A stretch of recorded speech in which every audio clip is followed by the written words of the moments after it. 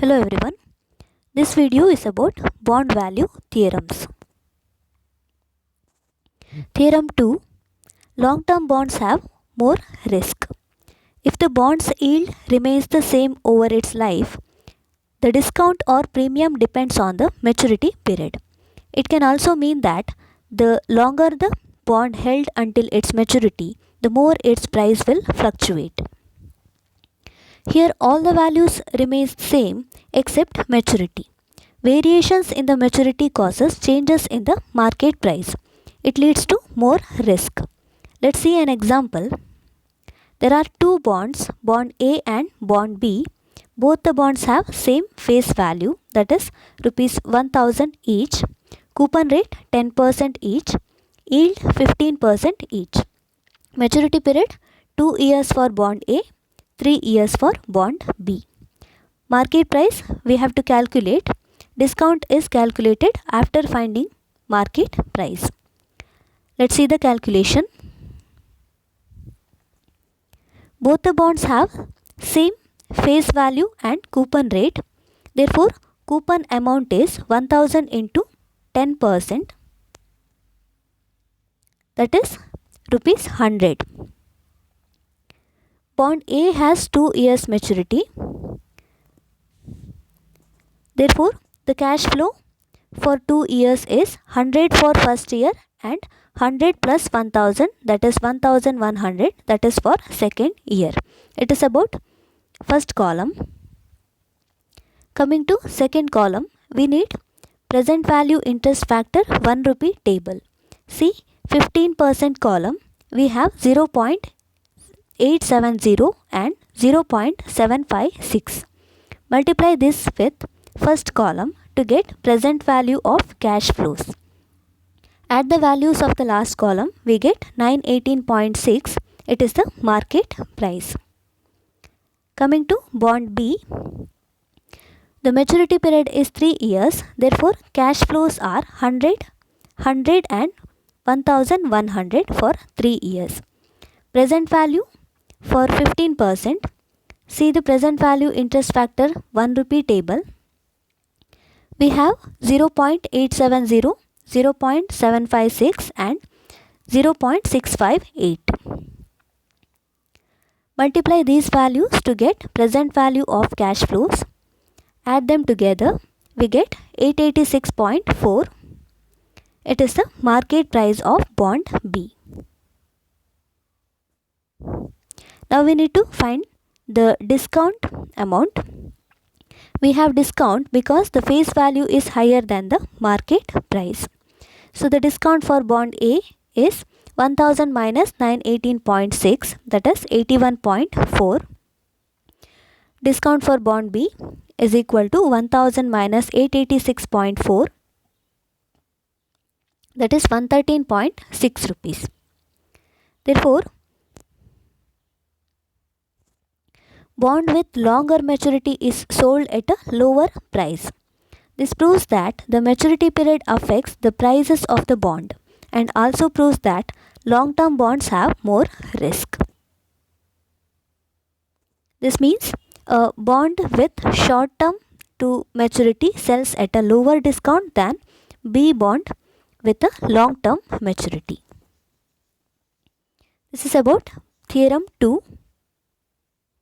Theorem 3. The importance of theorem 2 diminishes with the time. Theorem 2 tells that the longer the bond held until its maturity, the more its price will fluctuate. The relative importance of theorem 2 diminishes as the maturity of the bond increases. It means for a short difference in maturity period, the market price shows wide fluctuations. But if the maturity is too lengthy, the fluctuations are comparatively lesser. Let's see an example. There are 4 bonds, that is bond A, bond B, bond C and bond D. All the bonds have same face value, coupon rate and yield. That is face value 1000, coupon rate 9.5%, yield 11%. Maturity period, bond A for bond A is 7 years, bond B 10 years, bond C 15 years, bond D 18 years. Market price we have to calculate. Let's see the calculation. Since the maturity period is too lengthy, let's use the formula method. Here the coupon amount is 1000 into 9.5%, that is 95 rupees. It is same for all the bonds. So let's calculate the market price. 95 into present value interest factor annuity 11% for 7 years plus 1000 into present value interest factor 11% for 7 years.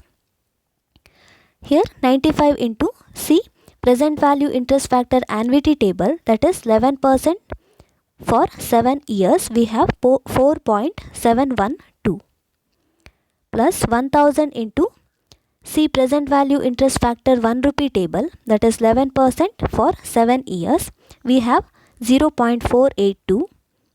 Simplify this, we get 929.64. It is the market price for bond A. Coming to bond B. Bond B has 10 years maturity. So refer present value interest factor annuity 11% for 10 years for the first part of the problem and present value interest factor 1 rupee 11% for 10 years for the second part. That is 95 into 5.889 plus 1000 into 0.352. When simplified, we have 911.46. Bond C, it has a market price maturity period of 15 years. So refer present value interest factor annuity table 11% for 15 years for the first part and present value interest factor 1 rupee table 11% for 15 years for the second part. We get 95 into 7.191 into plus 1000 into 0.209. Simplify this, we get 829.145. Coming to bond D, it has 18 years maturity. So see present value interest factor annuity 11% for 18 years and present value interest factor 1 rupee 11% for 18 years. For the values, we have 95 into 7.702 plus 1000 into 0.153. The final answer is 884.69. Now we need to calculate the discount value. Face value is given, that is 1000. We have calculated the market price. The difference between the face value and market value is the discount. Therefore, discount is 70.36 for bond A, 88.54 for bond B, 107.85 for bond C, 115.31 for bond D. Now let's make comparison. Difference between bond A and bond B is 18.18. They have a maturity of 7 years and 10 years. Difference between bond C and bond D is 7.52. Their maturity is 15 years and 18 years. When the maturity is short, the fluctuation is wide, that is 18. But when the maturity period is lengthier, the difference is smaller, that is 7. Hence, it proves that the importance of theorem 2, which says the longer the bond held until its maturity, the more its price will fluctuate. It diminishes as the maturity of the bond increases. Because comparatively, the fluctuation is shorter for the bond D, which has longer maturity. It is about theorem 3. Thank you.